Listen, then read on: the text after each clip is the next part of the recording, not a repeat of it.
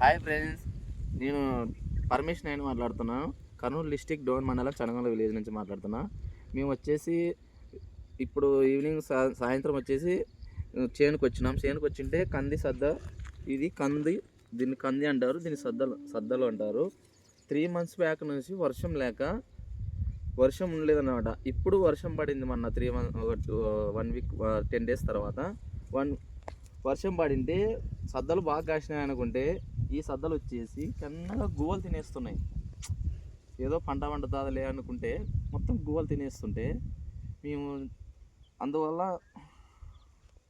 రైతు చాలా నష్టపోతున్నాడు. చూడండి ఫ్రెండ్స్, ఇక్కడ చూడండి, కెన్నగా సద్దలు తినేసి చూడండి ఇక్కడ చూడండి, కెన్నగా తినేస్తున్నాయి ఫ్రెండ్స్.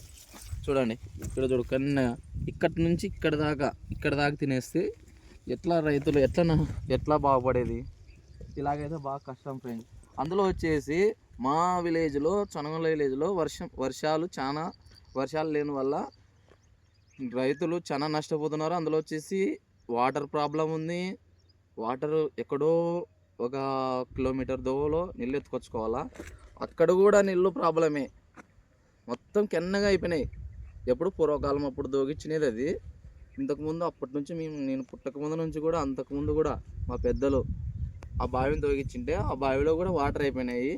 మేము పోయి తోటల దగ్గర అక్కడక్కడ వాటర్ ఎత్తుకొచ్చుకుంటున్నాం. చాలా ఇబ్బందిగా వచ్చేసింది. పొలిటీషియన్స్ వచ్చేసి అలా ఎవరు పట్టించుకోవట్లేదు. పొలిటికల్ వాళ్ళు మామూలుగా ఎవరికి ఇన్ఫర్మేషన్ ఇచ్చినా పట్టించుకోవట్లేదు అనమాట. ఇప్పుడుండే ప్రభుత్వం వాళ్ళు కూడా ఏదో బాగానే ఫస్ట్ 2 నాళ్ళు బాగానే పట్టించుకున్నారు. ఇప్పుడు ఇంకా ఎవరు పట్టించుకోవట్లేదు. ఆ బావిలోకి నీళ్ళు కూడా తోలట్లేదు.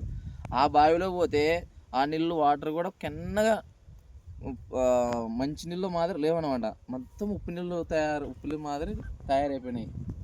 అందువల్ల పొలిటీషియన్స్ వరకు చేరుతుందని కోరుకుంటున్నాను.